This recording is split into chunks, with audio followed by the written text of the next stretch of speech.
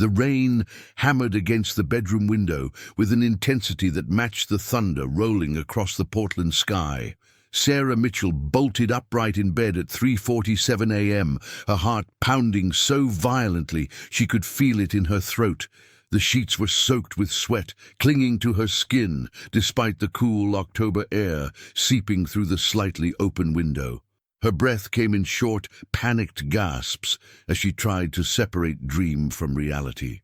Beside her, Tom stirred, his hand instinctively reaching for hers through the darkness. After 12 years of marriage, he'd developed an almost supernatural ability to sense when something was wrong, even in the depths of sleep. "Another nightmare," he mumbled, his voice thick and gravelly. He pushed himself up on one elbow, squinting at her through the dim light filtering through the curtains from the street lamp outside. Sarah's hands trembled violently as she pushed her damp hair away from her face. The images were still there, vivid and unrelenting behind her closed eyelids.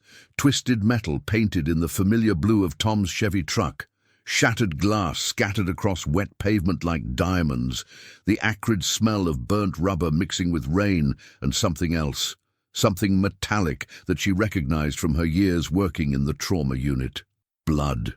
She could see it all with a clarity that terrified her. Tom's truck spinning off Highway 26, the deer frozen in the headlights for just a split second before impact, its eyes reflecting the harsh white light. The way the truck had fishtailed on the wet asphalt, Tom's desperate attempt to correct, to regain control. The tree line rushing closer, impossibly fast, the sickening crunch of impact, and then silence, broken only by the hissing of the radiator and the steady patter of rain on metal. "It felt so real," Sarah whispered, her voice barely audible over the storm raging outside their window. "Tom, it felt like I was there, like I was watching it happen right in front of me. You were driving home from the coast. There was a deer, and the road was wet, and—" Her voice broke. She couldn't bring herself to describe the rest, the way she'd seen him slumped against the steering wheel, the deployed airbag deflating slowly, the spider web pattern of cracks across the windshield. Tom sat up fully now, wrapping both arms around her shoulders. His warmth was reassuring, solid and real against the terror of her dream. His chest was bare, and she could feel his steady heartbeat against her back, alive, strong, dependable. Hey, I'm right here," he said softly, his breath warm against her ear. "I'm fine. Look at me, Sarah. I'm right here with you. It was just a dream." But Sarah couldn't shake the feeling that settled in her chest like ice.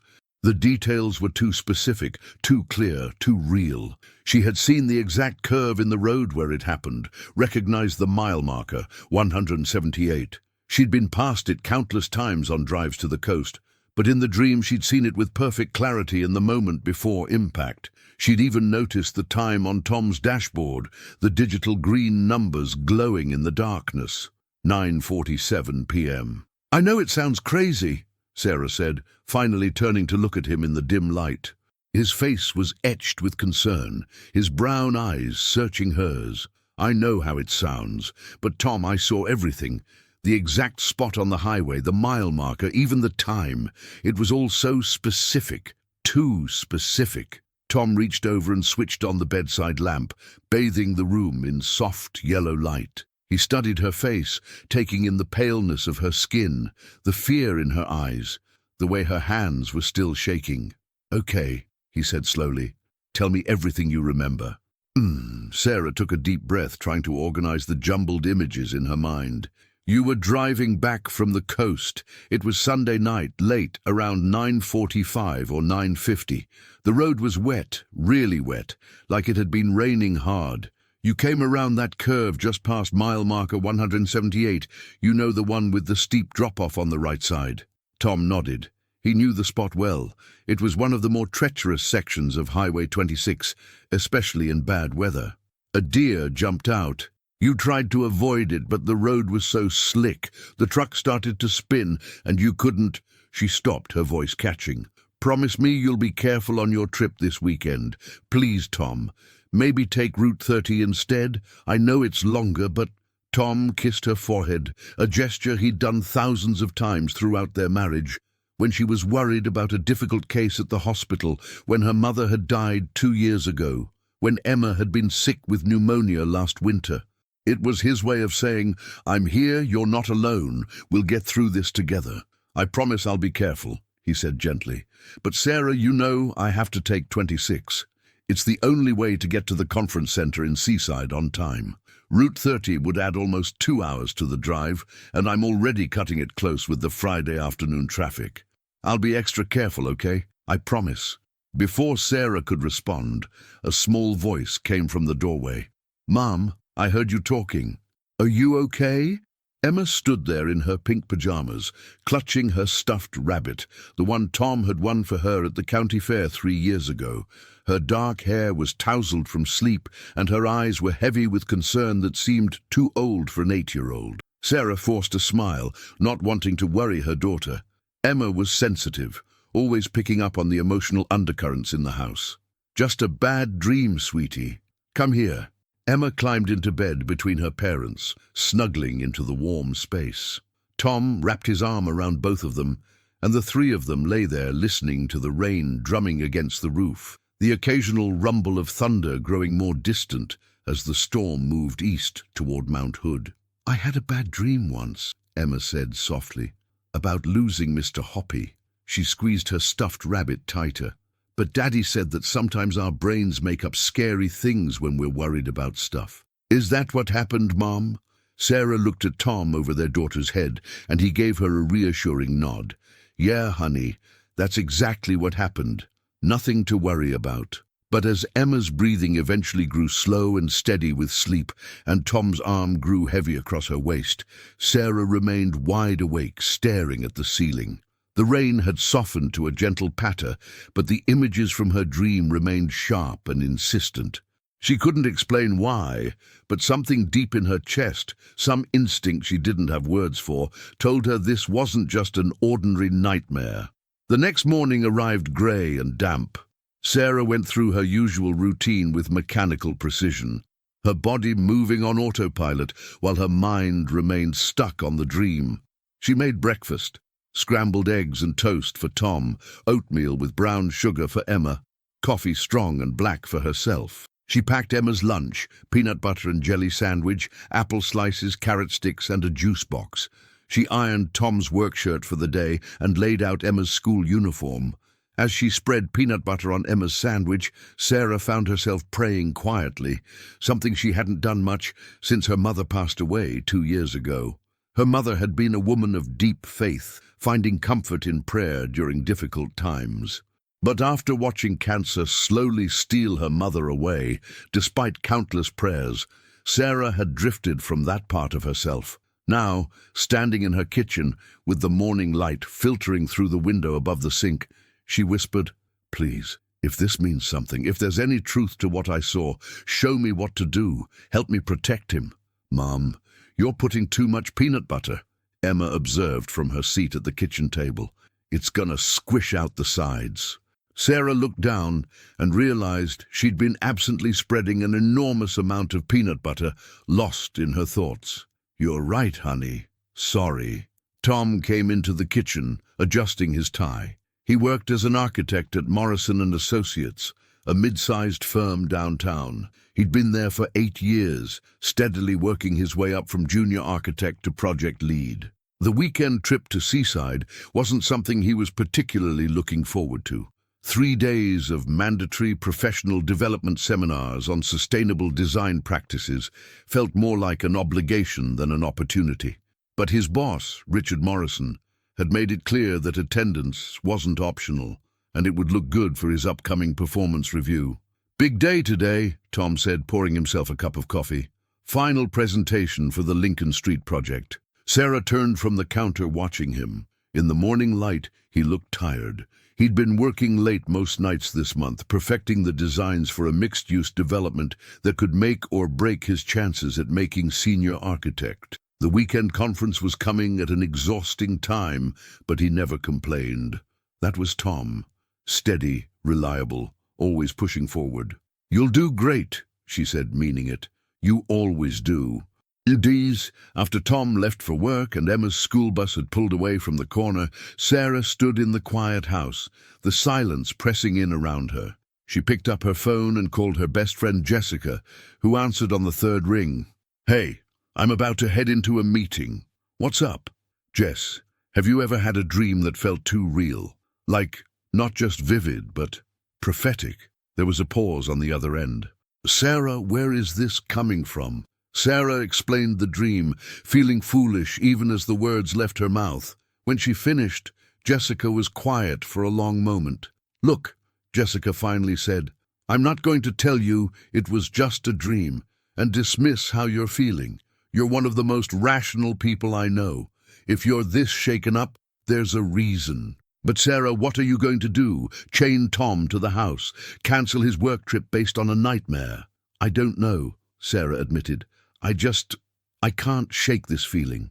"Trust your gut," Jessica said. "But also remember that our brains are wired to look for patterns and threats. It doesn't mean every fear comes true. I have to run, but call me later, okay? And Sarah, Tom's going to be fine." After hanging up, Sarah got ready for her shift at Portland General Hospital. She'd been a nurse in the cardiac unit for 10 years, and the work had become second nature, checking vitals, administering medications, monitoring patients, coordinating with doctors. But today, as she drove through the rain-slicked streets of Portland, she couldn't focus. Tom spent Thursday at his architectural firm, reviewing blueprints for the new residential development in Bend with his team.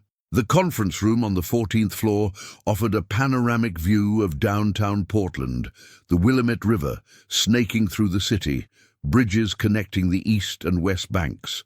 On clear days, you could see Mount Hood in the distance, but today the peak was shrouded in clouds. "Tom, you with us?" Richard Morrison's voice cut through his thoughts. Tom blinked, realizing he'd been staring out the window for the past minute. "Sorry, Richard. Late night." "Well, wake up. This presentation tomorrow could land us a $3 million contract. I need you sharp." The rest of the day passed in a blur of revisions and preparations. By the time Tom left the office at 7 p.m., he was exhausted. The drive home through evening traffic gave him time to think about Sarah's dream. He didn't believe in premonitions or supernatural warnings, but he'd never seen his wife so shaken. She was a nurse, grounded in science and facts. For her to be this worried meant something, even if that something was just stress manifesting as anxiety. Meanwhile, across town at Portland General, Sarah tried to push the dream out of her mind as she made her rounds. She checked vitals, administered medications, and comforted patients with the same compassion she'd always shown. Mrs. Chen in room 408 was recovering from bypass surgery, and Sarah spent extra time with her, knowing the woman lived alone and had no family nearby. "You're one of the good ones," Mrs. Chen said, patting Sarah's hand with her papery fingers. "You really care." "Of course I do," Sarah replied, adjusting the woman's pillows. But when she passed the trauma unit during her break, Sarah found herself pausing outside the double doors. Through the small windows, she could see the organized chaos. Doctors and nurses moving with practiced efficiency, the beeping of monitors, the harsh fluorescent lights. She remembered the sounds from her dream, the sirens growing louder, the urgent voices, the frantic beeping as they fought to stabilize a patient. "You okay, Sarah?" Her colleague Jennifer appeared beside her, holding 2 cups of coffee. She handed one to Sarah. "Yeah, Jen, have you ever had a dream that felt too real?" Jennifer laughed, her dark eyes crinkling at the corners. She was a veteran nurse, 20 years in the ER, and she'd seen everything, all the time. "Last week I dreamed I won the lottery and bought a villa in Tuscany. Unfortunately, reality had other plans." "Why?" Sarah hesitated, then shook her head. "Nothing. Just a weird week." That evening, as Sarah drove home through the darkening streets, she found herself taking a different route, one that led past the cemetery where her mother was buried. She hadn't visited in months, always finding some excuse to avoid it. But tonight, something pulled her there. The cemetery was quiet, empty, except for a groundskeeper in the distance. Sarah walked to her mother's grave, the grass still damp from the morning rain.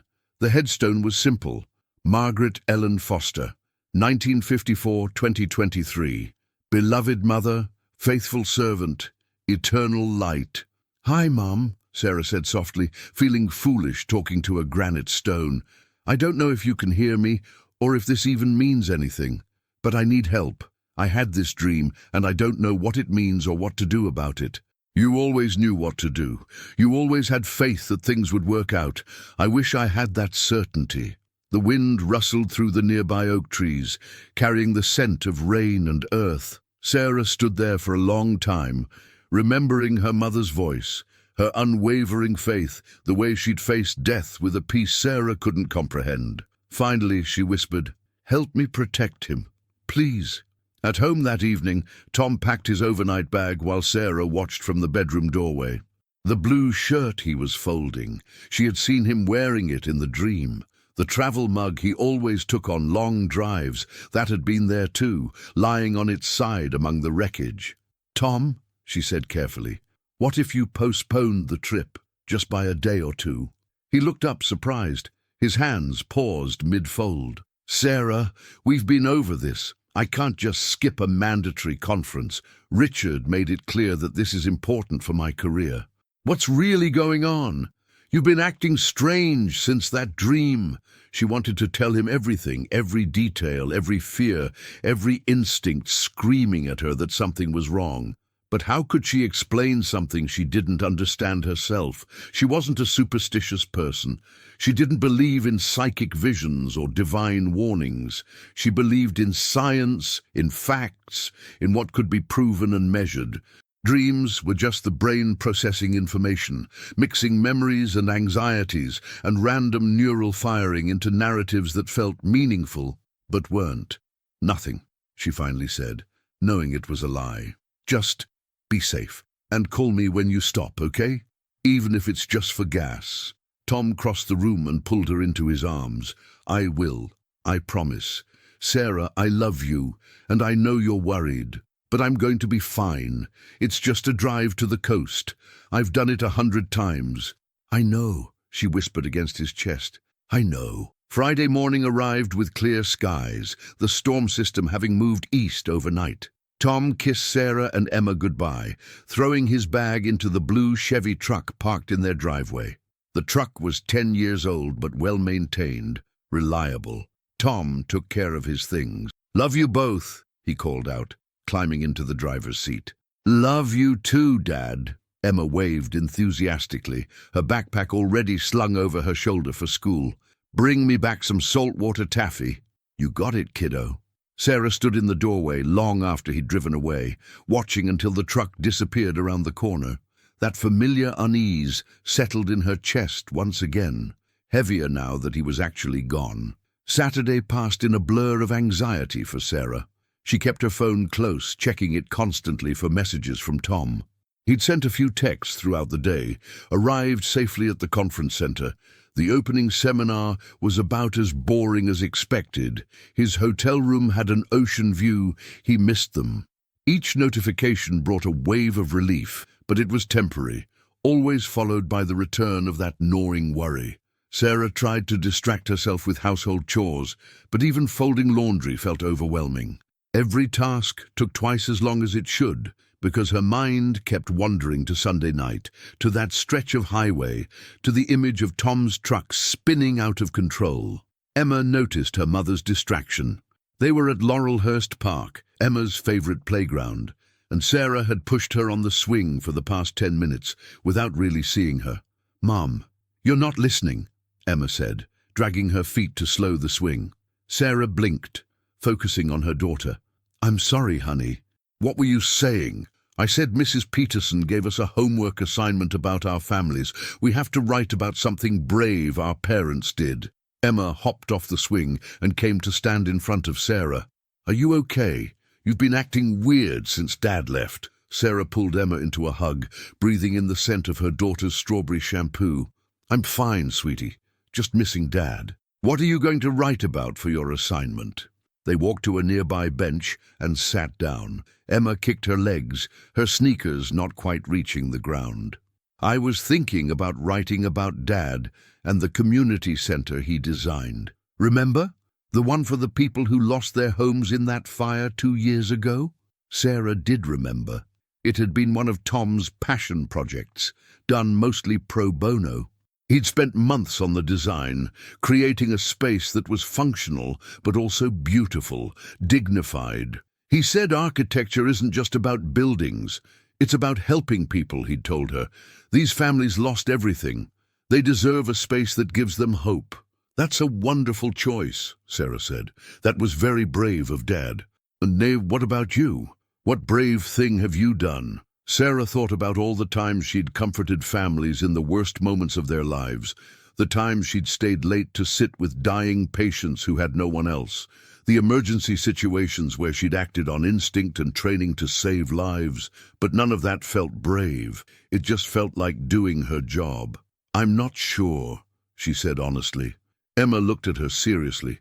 You're brave every day, Mom. You help sick people get better. And when Grandma died, you were sad, but you didn't give up. You kept going. That's brave. Sarah felt tears prick her eyes. When did you get so wise? I'm 8 now, Emma said matter-of-factly. I know stuff. That night, after Emma was asleep, Sarah found herself in the kitchen, staring at the calendar on the refrigerator. Tom's return trip was scheduled for Sunday evening. He'd be driving home on Highway 26, probably arriving around 10 p.m. The same route, the same timing, the same dangerous curve at mile marker 178. She thought about the dream again, analyzing each detail with the clinical precision she used at work. The wet road, but the weather forecast for Sunday showed clear skies, no rain expected. The deer, they were extremely common on that stretch of highway, especially at dusk and after dark. The Oregon Department of Transportation had even posted warning signs along that section. The specific mile marker, maybe she'd just seen it on previous trips, and her brain had filed it away, pulling it up for the dream. It was one of the more memorable sections of highway, with the steep curve and the drop-off. But the time, 9:47 p.m., that was oddly, disturbingly specific. Sarah picked up her phone and opened her text messages, scrolling to Tom's name. She typed out a message, then deleted it. Typed again. Deleted. What could she say that wouldn't sound completely irrational, that wouldn't make him worry about her mental state? Finally, she settled on, "Can you leave a bit earlier tomorrow? Would love to have dinner together as a family. Emma really misses you." Tom's response came a few minutes later. "We'll try. Conference ends at 6. Should be home by 10 at the latest. Miss you both too." Sarah stared at the message. 10 at the latest. Which meant he'd be passing mile marker 178 right around 9:45 or 9:50 p.m., right in the window of time from her dream. Sleep didn't come easily that night. Sarah lay in bed, staring at the ceiling, watching the shadows shift as clouds moved across the moon outside. At 2 a.m. she gave up and went downstairs, making herself a cup of chamomile tea that she knew wouldn't help. The house was quiet, except for the usual sounds. The hum of the refrigerator, the settling of old wood, the distant bark of a dog somewhere in the neighborhood. Sarah sat at the kitchen table, turning her mother's old prayer book over in her hands. It was worn leather, soft with age and use. Her mother had carried it everywhere, to church, to hospital waiting rooms, to her own treatments when the cancer had taken hold. Sarah opened it, the pages falling to places marked by her mother's handwritten notes in the margins. One passage was heavily underlined, the paper almost worn through from her mother's pen. "Trust in the Lord with all your heart, and lean not on your own understanding. In all your ways acknowledge him, and he will direct your paths." Her mother had written beside it, "Sometimes we don't understand why things happen. Sometimes faith means trusting anyway." Sarah closed her eyes, feeling the weight of the book in her hands. "Mom," she whispered into the empty kitchen, "I don't know what to do. I don't know if this dream means anything or if I'm just being paranoid. I don't have your faith. I don't have your certainty. But if there's any way to keep him safe, if you can somehow hear me, please show me what to do." The house remained silent except for the humming of the refrigerator and the distant sound of a car passing on the street outside. No signs, no answers, no divine revelation. Just silence and an old prayer book and a woman trying to hold on to hope. Sunday morning brought a sense of dread that Sarah couldn't shake, a weight pressing down on her chest that made it hard to breathe. She woke before dawn, having finally fallen asleep around 4 a.m., and immediately checked her phone. No messages from Tom, but it was only 6. He was probably still asleep. She made coffee and sat at the kitchen table, watching the sky lighten through the window. Portland was beautiful in October, the leaves turning gold and red, the air crisp and clean after the rain. But this morning, Sarah couldn't appreciate any of it. Her mind was fixed on the evening ahead, on those specific minutes between 9:45 and 9:50 p.m. When Emma wandered downstairs an hour later, rubbing sleep from her eyes, Sarah made pancakes, Emma's favorite. They ate together in comfortable silence, and then Sarah surprised her daughter with a suggestion. "Want to go to church this morning?" Emma's eyes widened. They hadn't been to church in months, not since before Sarah's mother died. "Really? Can we see Mrs. Patterson and the Sunday school kids?" "Yes, really."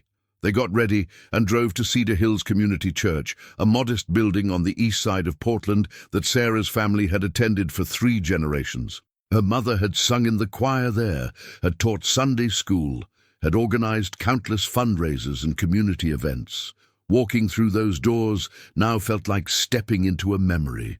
Pastor David greeted them at the entrance, his weathered face breaking into a warm smile.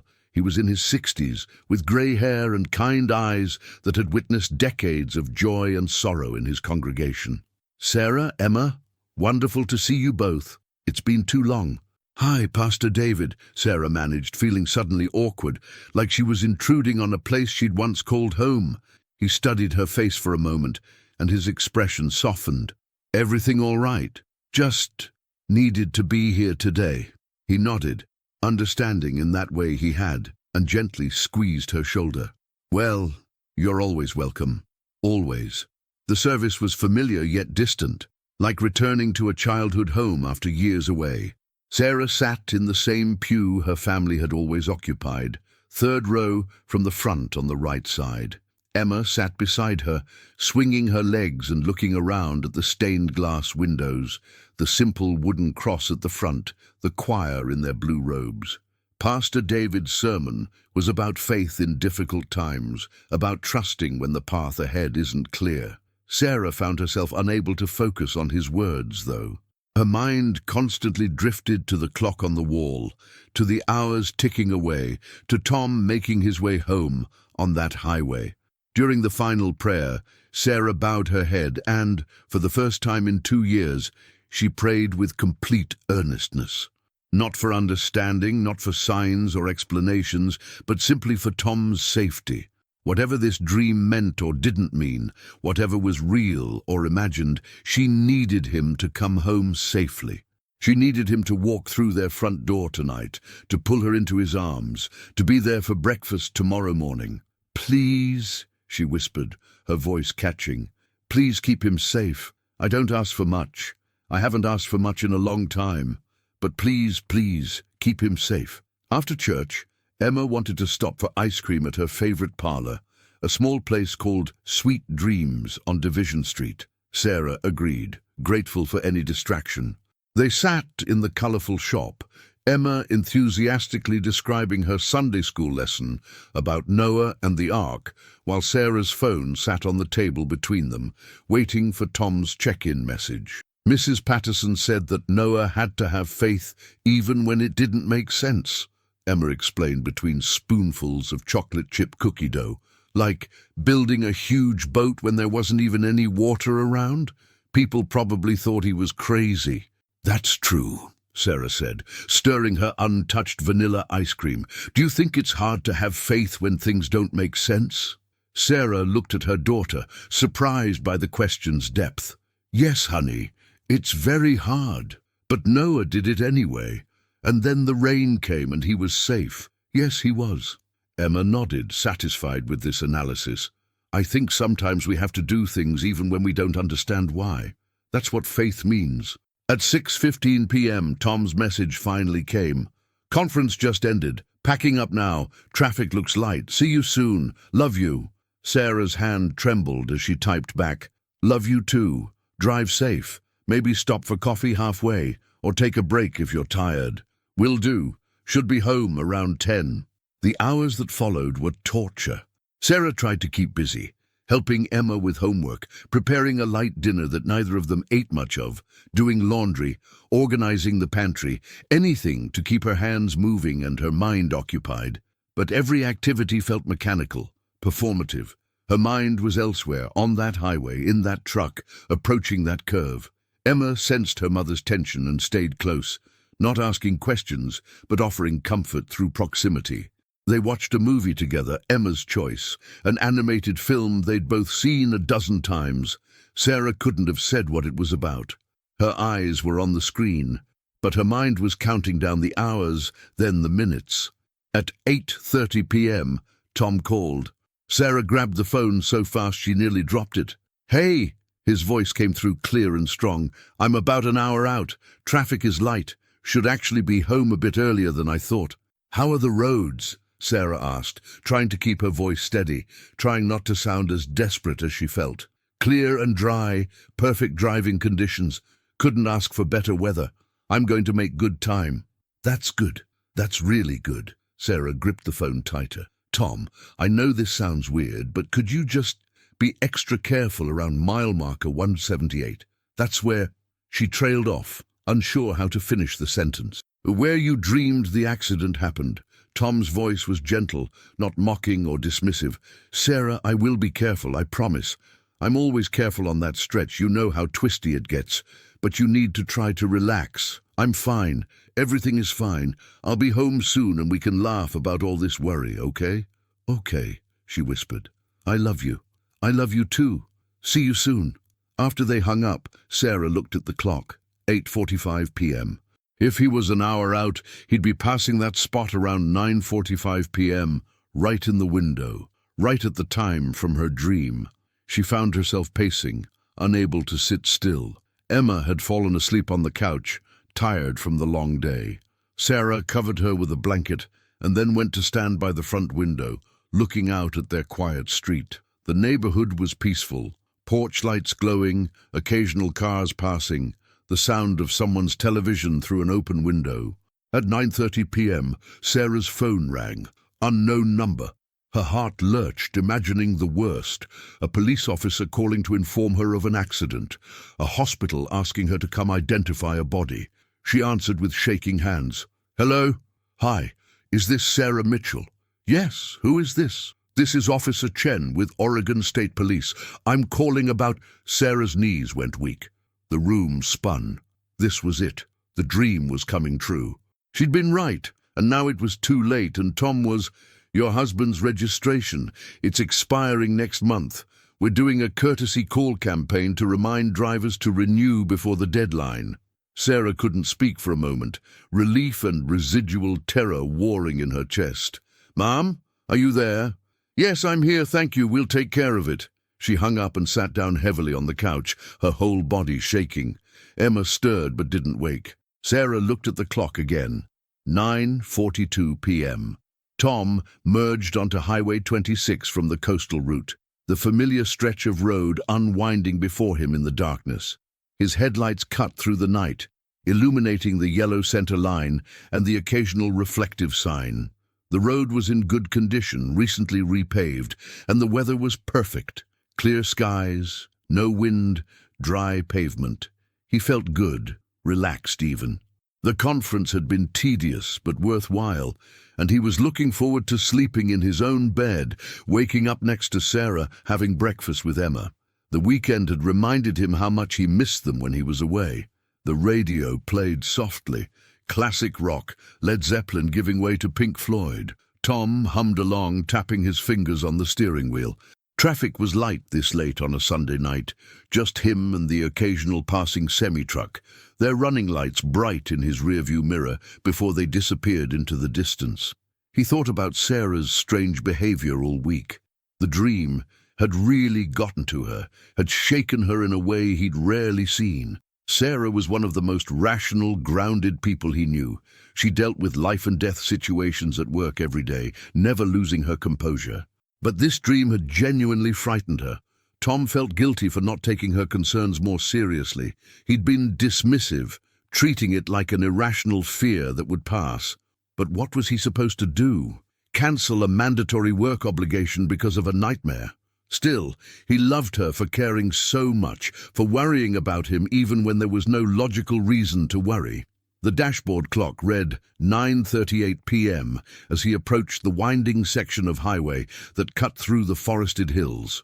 The trees pressed close on both sides here, dark and deep, their branches forming a canopy overhead that blocked out the stars. Tom adjusted his grip on the steering wheel, remembering Sarah's specific mention of mile marker 178.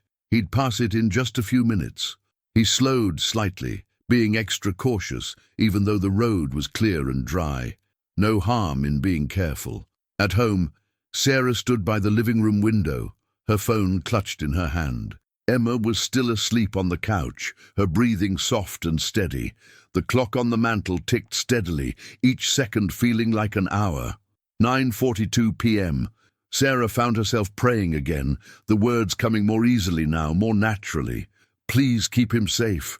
Please let him come home. Please, please, please. Tom saw mile marker 177 flash past in his headlights. One more to go. He was being extra cautious now, keeping his speed well under the limit, hands at 10 and 2, exactly as he'd learned in driver's education decades ago. The forest pressed close on both sides of the road, dark and deep, full of shadows. The curve was coming up. He could see it ahead, the road bending sharply to the left with a steep drop-off on the right side. This was the spot Sarah had mentioned. Tom eased off the gas even more, taking the curve slowly and carefully. And then, ahead in his headlights, he saw it, a deer standing in the middle of his lane. Time seemed to slow, the moment stretching out like taffy. Tom's heart rate spiked, adrenaline flooding his system. His training kicked in, the safety courses he'd taken, the articles he'd read about wildlife collisions. Don't swerve. That's how people die, overcorrecting and losing control or swerving into oncoming traffic. Brake firmly, but don't slam them. Maintain control of the vehicle. But his heart raced because he recognized this exact moment from Sarah's description. The deer's eyes reflected his headlights, large and dark and frozen. The road ahead, the curve, the mile marker he'd just passed. 178. It was all exactly as she'd said. Tom's hands tightened on the steering wheel as he applied the brakes steadily, his truck slowing smoothly. The deer stood motionless for what felt like an eternity, but was probably only 2 seconds. Then, just as Tom's truck came to a complete stop about 15 feet away, the deer bolted across the road and disappeared into the trees on the other side. Tom sat there, his truck idling on the highway, his heart pounding so hard he could hear it in his ears. He looked at the dashboard, 9:47 p.m. He looked in his rearview mirror at the mile marker he'd just passed, 178. For a moment, he just sat there in the silence, trying to process what had just happened. His hands were shaking slightly on the steering wheel. He took a deep breath, then another, letting the adrenaline subside. With trembling hands, he pulled out his phone and called Sarah. She answered before the first ring finished.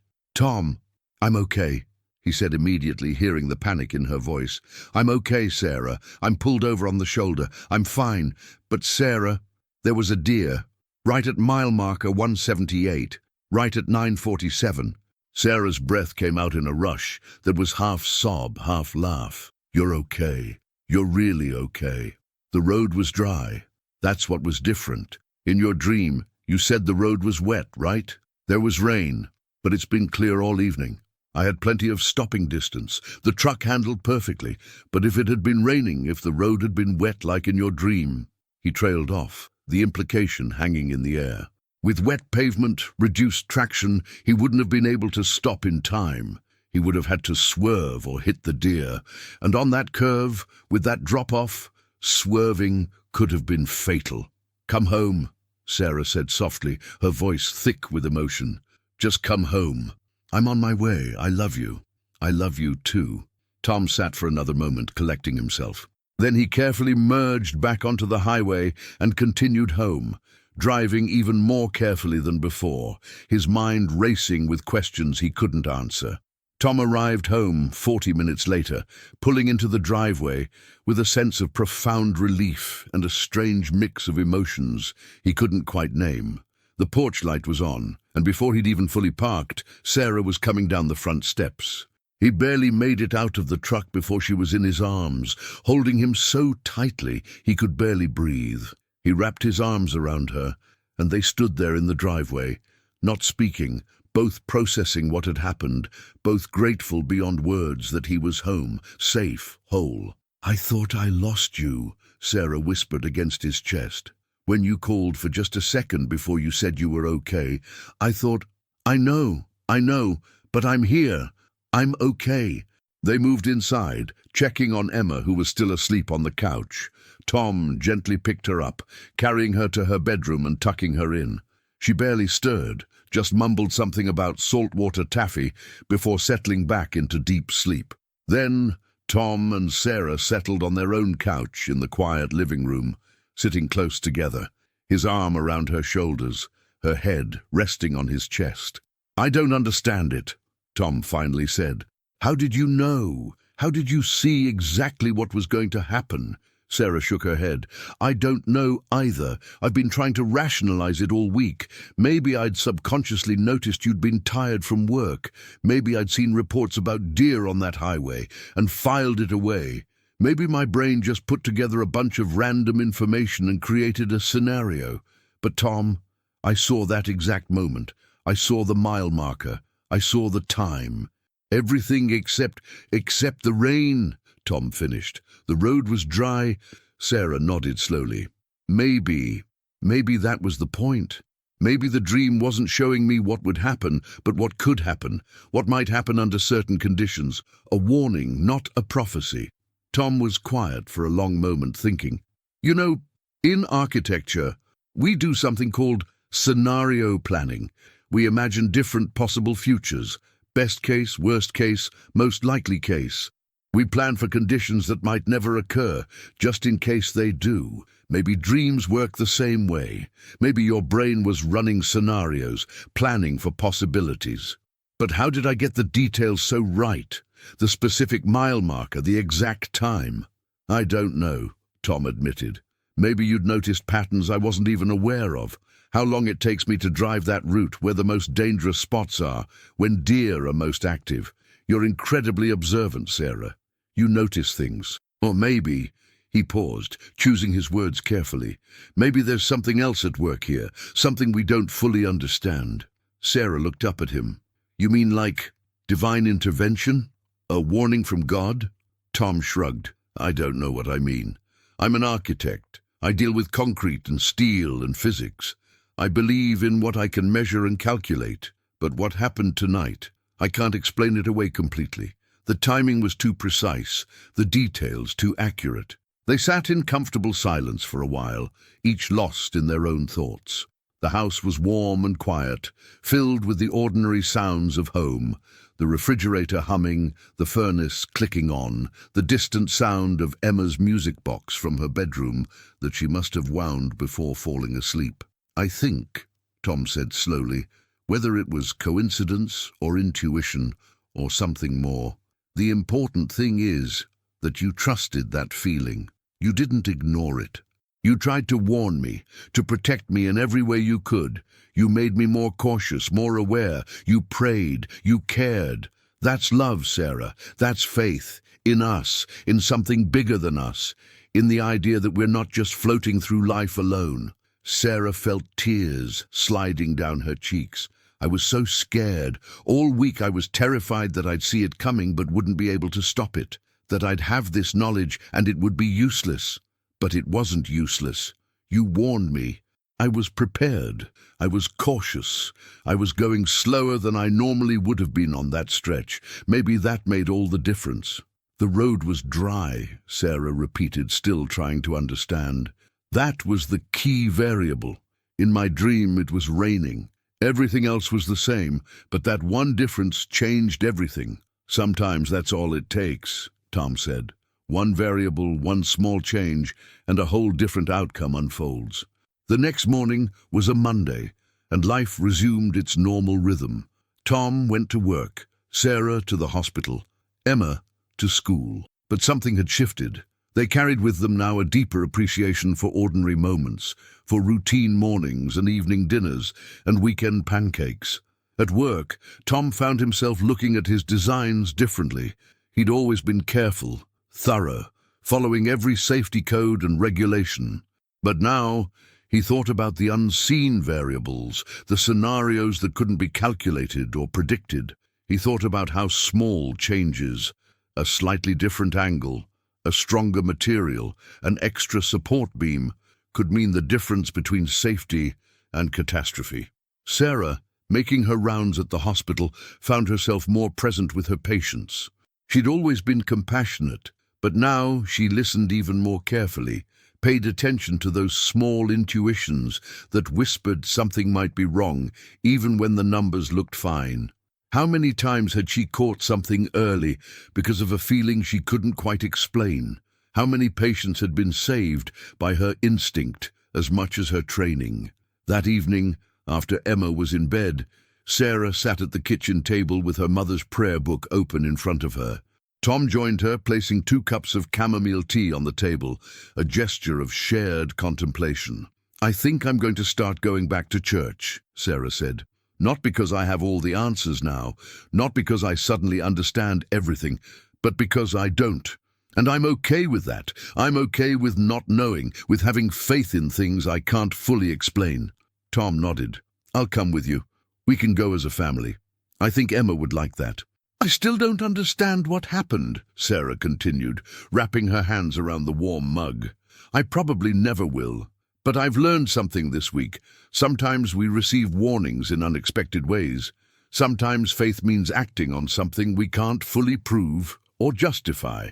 And sometimes protection comes not from preventing something entirely, but from being prepared when it arrives."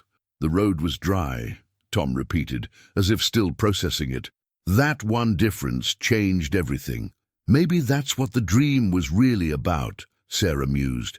"Not showing me a fixed future that couldn't be changed, but showing me what might happen under certain conditions. A possibility, not a certainty. It was telling me that conditions matter, choices matter, preparation matters." She closed the prayer book and reached across the table, taking Tom's hand. "I'm grateful," she said simply, "for the warning, however it came, for the dry road, for your caution, for the fact that you're here, safe, with me. I'm grateful for all of it." Tom squeezed her hand. "So am I." "You know what's strange," Sarah continued. "My mother used to say that prayers aren't always answered the way we expect. Sometimes the answer is subtle, a feeling, a dream, a small change in circumstances. She'd say that God works through the ordinary as much as the extraordinary. Maybe the dry weather was the answer. Maybe your caution was the answer. Maybe all of it together was how things were meant to work out." "I like that interpretation," Tom said. "It doesn't require choosing between faith and reason. It allows for both." They sat together in the warm kitchen light, 2 people who'd come through something they couldn't fully explain but wouldn't forget. Outside, Portland settled into night, cars passing on distant streets, neighbors turning off lights, the city breathing its evening rhythm. "I want to tell Emma what happened," Sarah said after a while. "Not to scare her, but to teach her something important, that sometimes we get feelings we can't explain, and it's okay to trust them, that paying attention, being careful, caring about people, all of that matters." "She's already learning that from you," Tom said. "Every day." Over the following weeks, life continued. Tom's project got approved, a major career milestone. Sarah received recognition at the hospital for her patient care. Emma finished her essay about her parents' bravery, including a new section about how her mum had trusted her instincts to keep her dad safe. Sarah did return to church, bringing Tom and Emma with her. They sat in their old pew, sang the familiar hymns, listened to Pastor David's sermons. Some Sundays, Sarah felt deeply connected to something greater than herself. Other Sundays, she felt nothing in particular. But she kept going, understanding now that faith wasn't about constant certainty. It was about showing up, even in the uncertainty. She also started keeping a journal, writing down her dreams, her intuitions, her observations, not because she expected more prophetic visions, but because she'd learned to value those subtle whispers of awareness that came from some deep, knowing place. Tom became more mindful on his drives, especially that stretch of Highway 26. He always slowed near mile marker 178, always scanned the tree line for movement, always drove with heightened awareness. The memory of that night, the deer's eyes in his headlights, the perfect timing, the dry road that had saved him, stayed with him as a reminder of how fragile and precious life was. One evening, about a month after the incident, the family sat together at dinner. Emma was telling a story about a friend at school who'd been worried about a math test, and Sarah had given her advice about trusting herself and being prepared. "Did your advice help?" Sarah asked. "Yeah, she studied extra and got a B+. She said sometimes you just have to trust that if you prepare, things will work out okay." Tom caught Sarah's eye across the table, and they shared a knowing smile. "That's very wise," he said. "Preparation and trust. That's a good combination." Later, after Emma was in bed, Tom found Sarah standing by the bedroom window, looking out at the night sky. He came up behind her, wrapping his arms around her waist. "What are you thinking about?" he asked. "Everything and nothing," she replied. "How strange life is, how we move through it thinking we have control, and then something happens that reminds us we don't, but also that we do, that our choices matter, our prayers matter, our care for each other matters." "We're going to be okay," Tom said. "Whatever comes, we'll face it together." Sarah turned in his arms, looking up at him. "I know. And that's enough. That's more than enough." They stood there together, two people who'd been given a gift, not of knowing the future, but of appreciating the present. The dream had been a warning, yes, but also a reminder that life is precious, that love matters, that sometimes we're protected by things we can't see or understand, and that faith, in whatever form it takes, is about trusting the journey even when the destination is unclear. The blue truck remained parked in their driveway, reliable and solid. The prayer book stayed on the kitchen table. The highway stretched through the Oregon hills, mile marker 178, standing silent among the trees. And the Mitchell family continued their life together, marked forever by a dream that had shown them how close disaster could be, and how grateful they should be for every ordinary day they were given. In the end, they never fully understood what had happened that week. Was it divine intervention, extraordinary intuition, remarkable coincidence? Perhaps it was all of these things, or none of them, or something else entirely. What mattered was that they'd listened, they'd cared, they'd prepared, and they'd been grateful. And in a world full of uncertainty, that was the truest form of faith they could find.